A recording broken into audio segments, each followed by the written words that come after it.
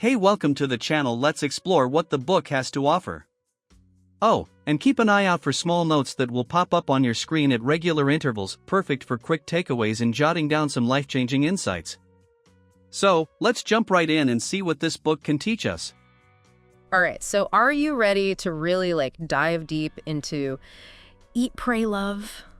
We're going way beyond just the surface level with Elizabeth Gilbert's journey, and we even have some excerpts from the book itself. Oh yeah, this will be great. So we're going to uncover all the deeper meaning behind her experiences in Italy, India, and Indonesia, and hopefully uncover some insights that you can apply to your own life. You know, it's interesting you chose this book because it's categorized as travel, but I always felt it was so much more than that. Oh, totally. Elizabeth is wrestling with these huge themes, happiness, divorce, purpose, the big stuff. Yeah, for sure. It's just such a raw and honest look at what it means to rebuild yourself after a major life change, Yeah, and she doesn't sugarcoat any of it either. No, not at all. Starting with a breakdown and battling depression, this is not exactly a light beach read. Definitely not. But that vulnerability is really what resonates with so many readers, I think. Yeah, for sure. She's not afraid to share her struggles, which makes her journey, that much more relatable and ultimately inspiring. Absolutely. So this book is structured around 3 distinct phases of her journey, each reflecting the country she visits: Italy, India, and Indonesia. What can you tell us about the significance of this structure? Well, each section really mirrors Elizabeth's, evolving goals. Okay. So in Italy, she seeks pure pleasure, indulging in those sensory experiences like food and language. Yes. The food descriptions are incredible. Oh, aren't they just... I felt like I was right there with her, just savoring that first meal in Rome. Yeah. Spaghetti, veal artichokes, fried zucchini blossoms. Oh my God. The woman knows how to eat. She does. She does. It's amazing. But, it goes deeper than just enjoying delicious meals, right? It's Really? about giving herself permission to enjoy life again after this, period of just self-denial and guilt. Totally. And it's a radical shift for her. Yeah. Like a conscious choice to embrace pleasure. So what are your thoughts on this idea of really indulging the senses as a path to healing? It's a fascinating concept. And it's not just about the food either, right? Right. She becomes so captivated by the Italian language, she actually compares it to a home she wants to move into. Oh, I love that metaphor. Is that great? It is, yeah. Learning a new language, it can open up a whole new world, can't it? So sure. It can change how you perceive things, how you think. Yeah. It's a form of personal growth that can be incredibly revitalizing. Absolutely. Have you ever experienced that, that feeling of expansion from learning something new? Oh, absolutely. There's nothing quite like that aha moment when a new concept clicks or when you finally master a new skill. Yeah. It definitely boosts your confidence and gives you a fresh perspective. Totally. And speaking of new perspectives, Elizabeth learns this fascinating concept of the word of the street from her Italian friend, Giulio. Oh, yeah. And essentially, he believes that every city has a single word that encapsulates its essence. Okay. So for Rome, that word is sex, but not in the literal sense. Right. It's more about the city's vibrancy, its passion, its zest for life. Yes. It's about finding the underlying spirit of a place, Yeah. the energy that defines it. And she contrasts that with New York City, Okay. where the word is achieve, Yeah. which emphasizes, a constant drive and ambition. Interesting. So what do you think about this idea that a single word can represent the spirit of a place? I don't know. I think it's interesting. It's definitely thought-provoking. Yeah. I mean, it makes you consider what word might represent the cities you've lived in or visited, right? Right. And it highlights how our surroundings can subtly influence our perspectives and priorities. Oh, absolutely. And it's important to remember that even as Elizabeth is reveling in the pleasures of Italy, she still grapples with bouts of loneliness and, those familiar pangs of depression. Right. It's a reminder that personal growth isn't linear. Oh, for sure. There will be setbacks and challenges along the way. Absolutely. Which brings us to the next phase of her journey. India, she trades Italian indulgence for the very disciplined world of an ashram, seeking a deeper spiritual connection. So what do you think prompted this shift? Well, she's clearly seeking something beyond just sensory pleasure. Oh, okay. There's a longing for inner peace, for a connection to something greater than herself. She's drawn to the discipline and introspection that the ashram offers. Yeah. Even though it's such a far cry from like the carefree atmosphere of Italy. Totally. And of course, she encounters some interesting characters along the way. She does. Like Richard from Texas. Oh, yes. His transformation from a commodities broker to an ashram resident is quite a story. So what role do you think he plays in Elizabeth's journey? Well, Richard acts as a sort of spiritual mentor, what you could say. Okay. Albeit an unconventional one. Okay. He's down to earth and humorous, but also offers like profound insights that help Elizabeth navigate, the challenges of ashram life. For sure. He becomes a crucial guide on her path to self-discovery. For instance, he helps her reframe her approach to meditation, right? Oh, yeah. She's initially frustrated by her inability to empty her mind. Right. Which is a common misconception about meditation. Totally. It is. Richard helps her understand that it's not about achieving a blank slate. Right. But about observing your thoughts without judgment. Okay. It's about recognizing those thoughts and letting them pass without getting caught up in them. Interesting. So what are your thoughts on meditation? Have you ever tried it? I've dabbled in meditation, and I think it can be really helpful for managing stress and finding moments of stillness. Yeah. In like a hectic world, Yeah. But like Elizabeth, I've definitely struggled with that expectation of completely clearing my mind. Totally. So it's reassuring to hear that it's more about cultivating an awareness of your thoughts rather than trying to eliminate them. Exactly. It's about shifting your relationship to your thoughts rather than engaging in like a constant battle with them. And speaking of battles, Elizabeth also wrestles with the concept of having a guru. Yeah. Especially one who's deceased. Right.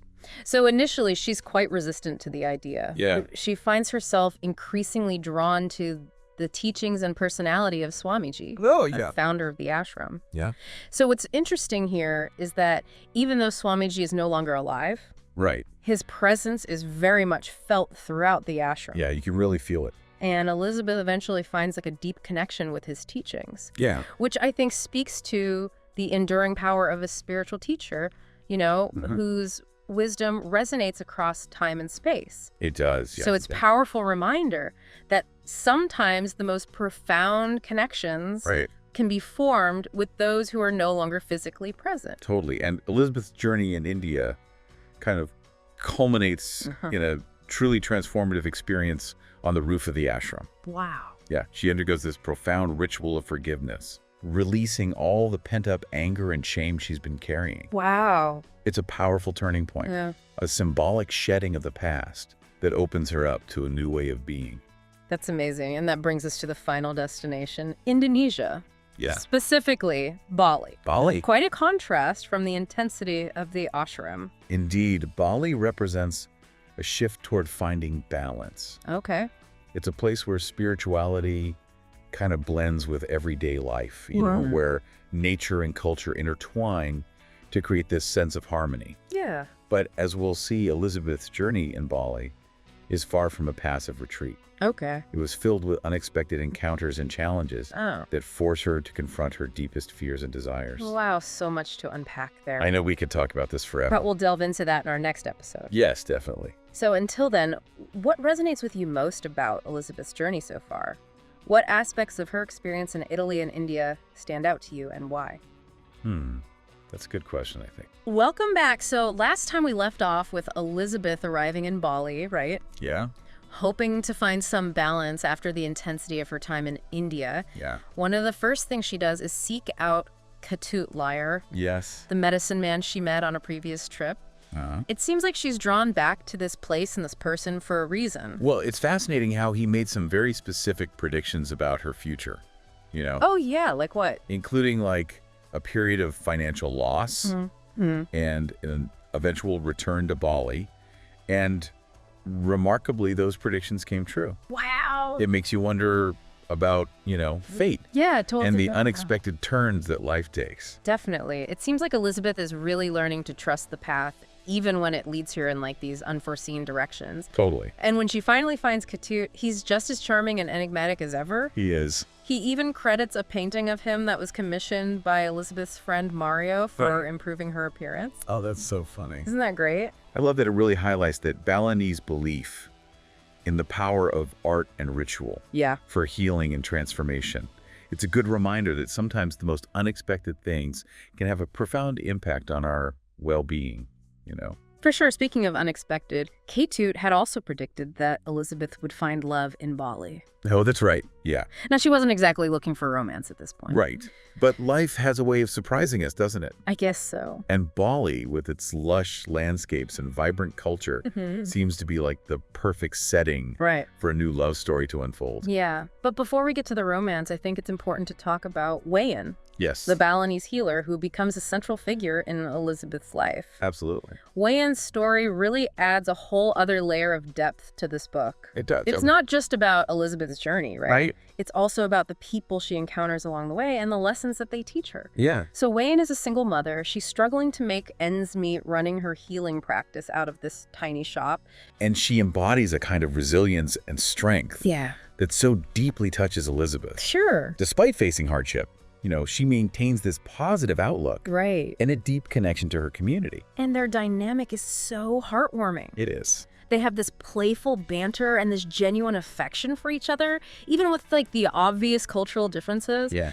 There's this hilarious scene where Elizabeth tries to explain what it means to be like a Brazilian woman. Oh my God. And Wayan just stares at her blankly. That's so funny. It's a lighthearted reminder that despite our differences, human connection can transcend cultural boundaries. Yeah. We can find common ground through shared experiences and a willingness to understand each other's perspectives. Absolutely. And speaking of cultural differences, Elizabeth learns about this Balinese custom of answering not yet when asked if you're married. Right. It's considered taboo to be single. Yeah. So this polite response avoids any social discomfort. It's a fascinating example of how societal norms can shape language and behavior. Yeah. It also highlights the importance of being sensitive to cultural nuances when traveling. For sure. Especially in a place like Bali, where tradition and community are so deeply valued. Absolutely.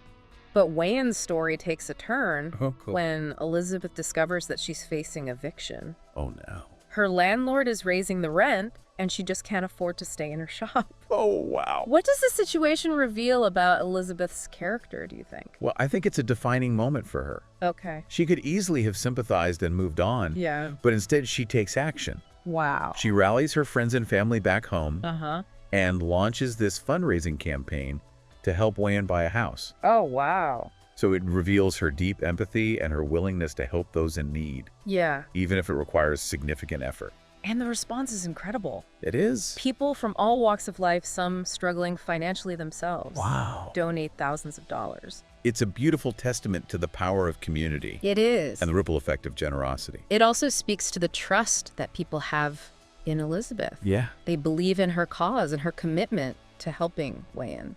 Absolutely. And this act of giving transforms Wayan's life. Yeah. It provides her with not just a home, but a sense of security and belonging. It's a powerful example of how even small acts of kindness can have a profound impact. They really can. And Wayan's reaction when she finds out is just pure joy. Oh, I bet. Her first priority, a garden. Oh, that speaks volumes about her character, doesn't it? It does. It's not just about having a roof over her head. Right. It's about nurturing life, creating beauty and connecting with nature. Yeah. It's a beautiful expression of gratitude and a testament to the human spirit's ability to find hope and joy even in the face of adversity. Yeah.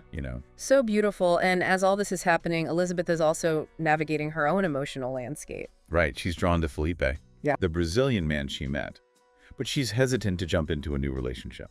Understandably so.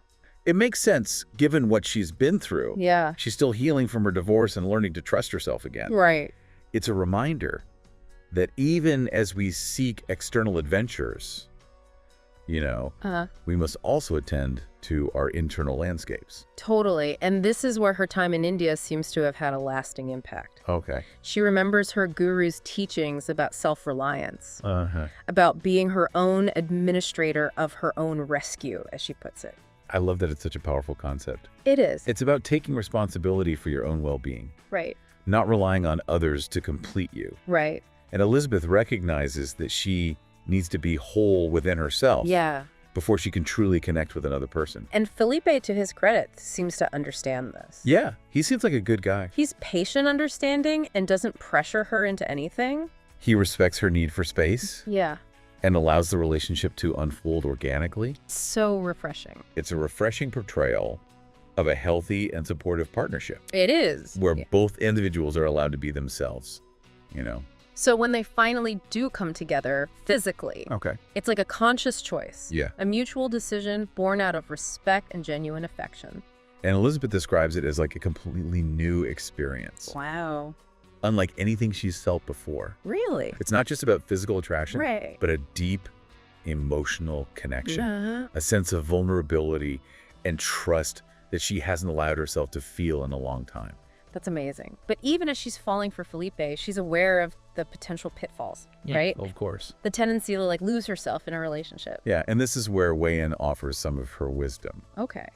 She reminds Elizabeth that to lose balance sometimes for love is part of living a balanced life. Oh, that's so beautiful. It's such a beautiful sentiment, isn't it? It is. It acknowledges that love can be messy and unpredictable. Yeah. It can throw us off balance, but that's okay. It's part of the journey. It's part of the journey. Exactly. True balance isn't about being perfectly centered all the time, right? It's about embracing the ebb and flow. Yeah. The inevitable ups and downs of life and finding our way back to center when we inevitably stumble. Absolutely.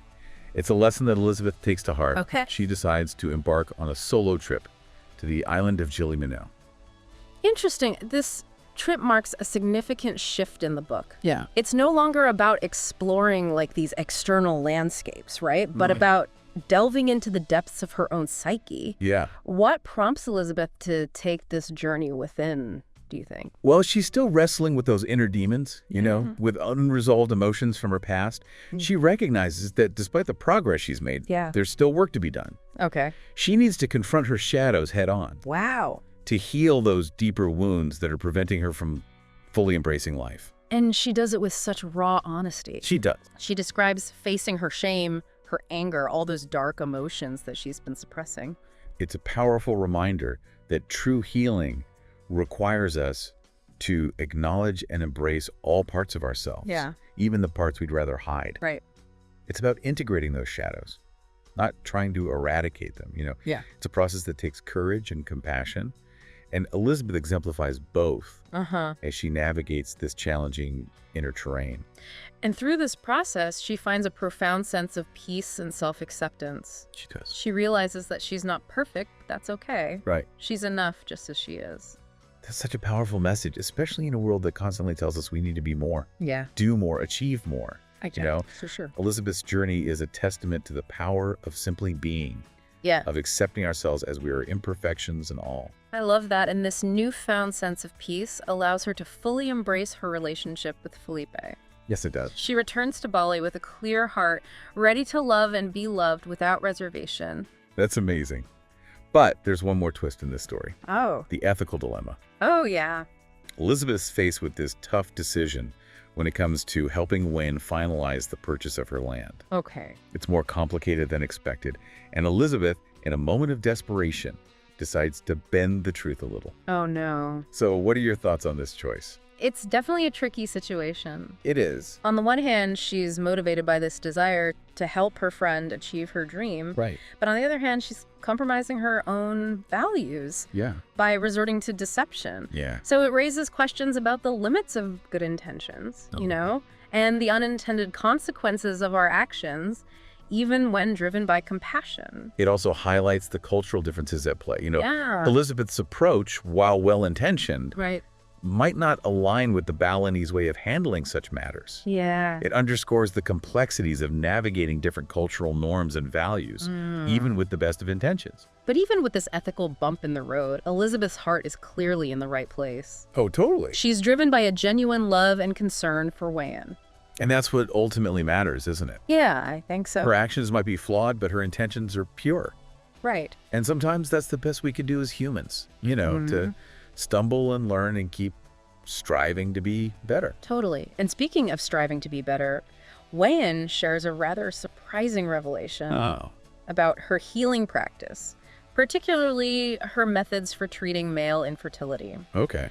Let's just say it involves some unconventional techniques. Oh, really? And raises a few eyebrows, even for someone as open-minded as Elizabeth.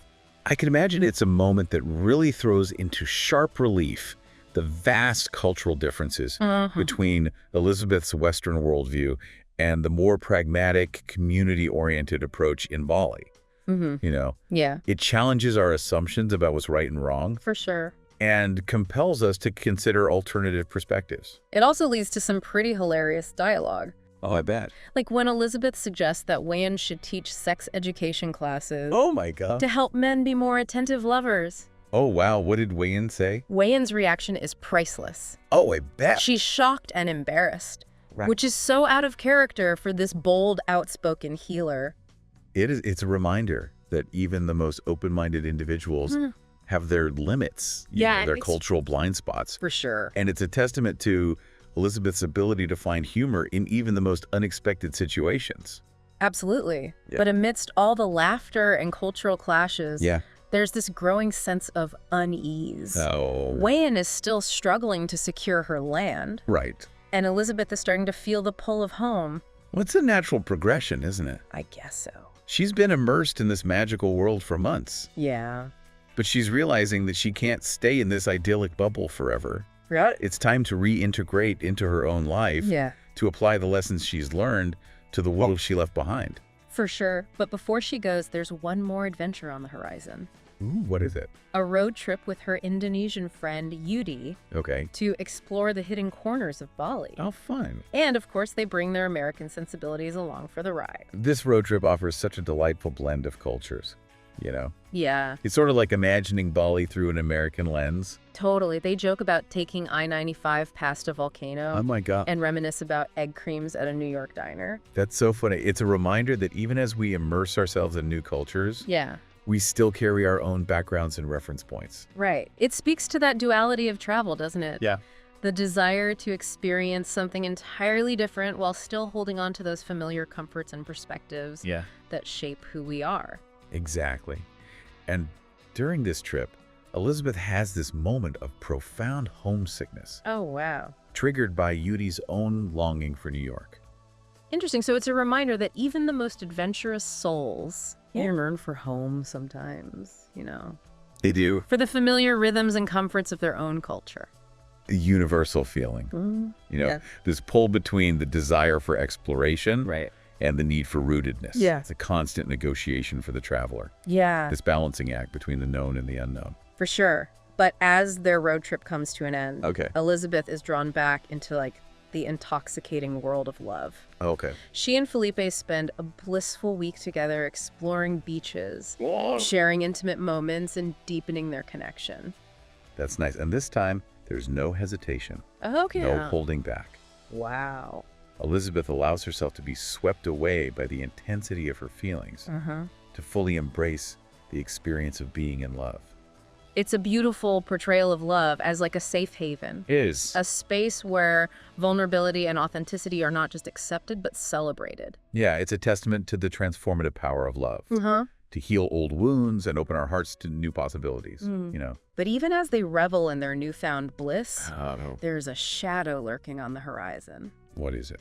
Elizabeth comes down with like this painful kidney infection, Oh, no. a recurring problem she usually treats with antibiotics. Right. But this time she chooses to trust Wayan's healing methods. Wow. It's a significant leap of faith. It is. It's a surrender to a different way of healing Yeah, that speaks to the deepening trust between them, for sure. the blending of their two worlds.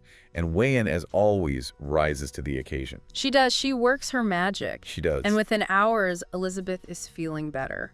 That's amazing. It's a powerful testament to the efficacy of traditional healing practices. It is. The wisdom that can be found outside the realm of conventional Western medicine. Totally. But the story doesn't end there. Oh no, what happened? In a moment of candid conversation, Okay. Wayan reveals a rather shocking truth about her practice, specifically her approach to male infertility. Okay. Let's just say it involves some unorthodox methods Oh, really? and raises a host of ethical questions. Oh, wow. It's a moment that throws into sharp relief the vast cultural divide Yeah. between Elizabeth's Western worldview Right, and the more pragmatic, community-oriented approach in Bali. right.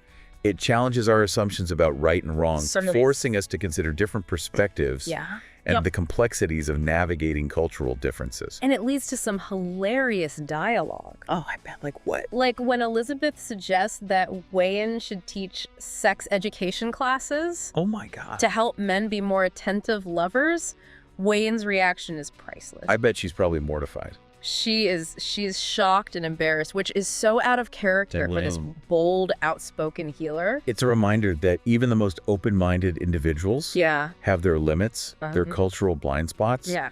And it's a testament to Elizabeth's ability to find humor in even the most unexpected situations. Speaking of unexpected situations, Elizabeth's birthday rolls around, and she gets a surprise visit from her sister, Catherine. Oh, that's so nice. It's a heartwarming reunion, a chance to reconnect and share their experiences. I love that, and it's fascinating to see how their contrasting personalities play out. Yeah, totally. So Catherine is practical grounded, while Elizabeth is more whimsical, spiritually inclined. Yeah, that's a good way to put it. But despite their differences, there's this deep bond of love and understanding between them. And Catherine's reaction to Elizabeth's new romance. Yeah, what did she think of Felipe? Well, she's a little skeptical at first. That makes sense. But she ultimately wants her sister to be happy. Right. And she recognizes that Felipe is a good man. Yeah. Someone who genuinely cares for Elizabeth and supports her journey. But even with the love and support of her sister, Elizabeth is starting to feel the pull of home. Right. She's having dreams about her guru telling her it's time to return to the world. Wow. To live a happy life, integrating all that she's learned. It's a sign that her journey is coming to an end. Yeah. That she's integrated the lessons she's learned and is ready to move on to the next chapter. But before she can leave Bali, Yeah. there's one loose end to tie up. Oh, what is it? Wayne's house. Oh, that's right. She still hasn't found the perfect piece of land, and time is running out. Oh, no. Elizabeth is determined to help her friend achieve her dream of a home with a garden. Oh, it's a testament to the depth of their friendship. The unwavering loyalty that Elizabeth feels towards Wayne. Yeah.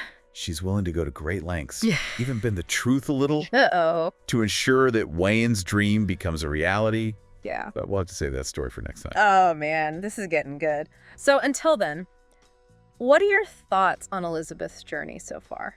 What resonates with you the most? And what do you think will happen in the final chapter of her story? All right, so we're back for the final part of our deep dive into Eat, Pray, Love. And we left off with Elizabeth kind of desperately trying to help Wayne find that perfect spot for her dream home. Oh, yeah. She's racing against time, right? With that eviction looming. Totally. And all that pressure to use the money her friends so generously donated. Right. It's a real test of her resourcefulness and commitment. Yeah, for sure. Wayne's having a tough time making a decision, and those Balinese, like, rubber time deadlines just aren't really cutting it, you know? Right. They're so different. Yeah, Elizabeth has to find a way to make things happen, even if it means stepping outside her comfort zone. Which is exactly what she does. Oh, what'd she do? In this kind of audacious move, she comes up with this story about her American friends being furious that Wayne hasn't bought a house yet. Oh, wow. She even goes as far as to pretend to be angry with Wayne. Oh, no. Accusing her of breaking a promise. Wow, that's a risky strategy full of ethical complexity. Oh, yeah, totally. You can really sense Elizabeth's inner conflict as she gravels with the morality of her actions. Right, but in her mind, it's like this necessary evil. Yeah. You know, a way to kind of nudge Wayne into action for her own good. So did it work? And surprisingly, it does. Oh, wow. Wayne, horrified at the thought of disappointing Elizabeth's friends, Right. finally commits to buying this beautiful piece of land. Oh, that's wonderful. It's like everything she's ever wanted, close to town, with enough space for a house, a garden, and even a few chickens. Oh, that's perfect. It's like a moment of pure triumph. Yeah. A testament to Elizabeth's creative problem solving, even if her methods were, a bit unconventional. Totally. I bet you can just feel this wave of relief washing over her as she sees Wayne's dream finally realized. Absolutely. But even with this major hurdle overcome, a sense of melancholy kind of sets in, Appreciate it. Elizabeth realizes her time in Bali is coming to an end. Right. That she just can't stay in this idyllic paradise forever. It's the natural arc of any journey, isn't it? Yeah. There's this letting go that has to happen. Right.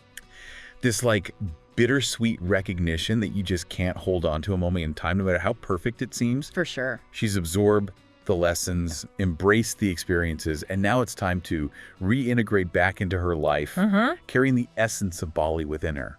But before she leaves, there's this beautiful farewell celebration. Oh, I love those. Wayan throws this grand birthday party for Elizabeth, this vibrant display of Balinese culture. Oh, wow. Complete with traditional food, dancing, and just like heartfelt laughter. And amidst all the festivities, is there like a poignant moment? Oh, yeah, there's this really touching one. Oh, what is it? Where Wayan's adopted daughter, Tootie. Oh, I love Tootie. I know, she's the sweetest. She performs the special dance for Elizabeth. Oh, wow. It's like a touching gesture of love and gratitude. Yeah. You know, a recognition of the profound impact Elizabeth has had on their lives. I bet Elizabeth was so moved. Oh, she's visibly moved. As she watches Tootie dance, it dawns on her that she's leaving a piece of her heart in Bali. Yeah. You know, that this experience has just transformed her in ways she never could have imagined. It really encapsulates the essence of travel, doesn't it? Totally. It's not just about like ticking off destinations or collecting souvenirs. Right. It's about the human connections. Yeah. The shared experiences, the way we allow ourselves to be changed by the places and people we encounter. I love that. And speaking of transformation, Elizabeth's final encounter with Ketut, the medicine man, is just full of wisdom and insight, you know? Oh, I bet. I mean, he predicted she'd find love in Bali. That's right. And now she's leaving with Felipe, her Brazilian soulmate. It's like everything came full circle. It did, and Ketut acknowledges the challenges they'll inevitably face as a couple. Oh, yeah? Relationships are never without their trials, right? Right. But what did he say? But he offers this simple yet profound piece of advice. Okay, I'm ready. He says, to lose balance, sometimes for love, is part of living a balanced life. Oh, that's beautiful and so insightful. Isn't it? It suggests that love isn't always about perfect harmony. Right. It's about accepting the messiness, the ebbs and flows, the moments when we get swept off our feet. Yeah. That the very act of losing our balance can be part of a greater equilibrium. It's a reminder that life, like love, is a dance, not a rigid pose. Exactly. And with that, Elizabeth departs from Bali, her heart full, her spirit renewed. I love that. She's found pleasure, spirituality, and love, but not in the ways she initially expected. Right. It was a journey of self-discovery, Yeah. of learning to embrace the unexpected turns life throws our way.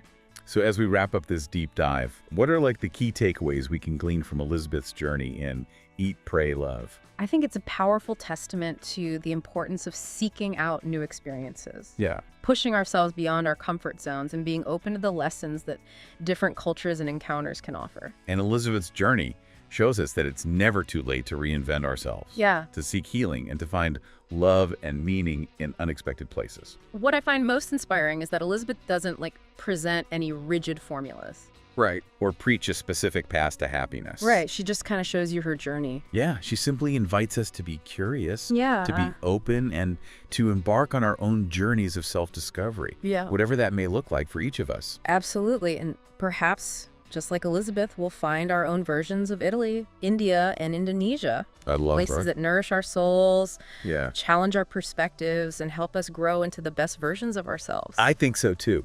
So as we conclude, let's consider this. What if we all adopted that Balinese approach Okay. of facing life's challenges with a shining face, I love that idea. embracing the ups and downs with resilience and a smile like Elizabeth learned to do? Yeah. How might that change our outlook, Yeah. our ability to find joy, even amidst difficulties? It's a powerful thought to leave us with. It is. A reminder that sometimes the greatest adventures are the ones we take within ourselves. Thank you for joining us on this deep dive into Eat, Pray, Love. This was fun. Until next time, keep exploring, keep seeking, and keep those hearts open to the transformative power of experience. Kindly head down to description and click the link to purchase the book. Hey, welcome to the channel. Let's explore what the book has to offer. Oh, and keep an eye out for small notes that will pop up on your screen at regular intervals, perfect for quick takeaways and jotting down some life-changing insights. So, let's jump right in and see what this book can teach us.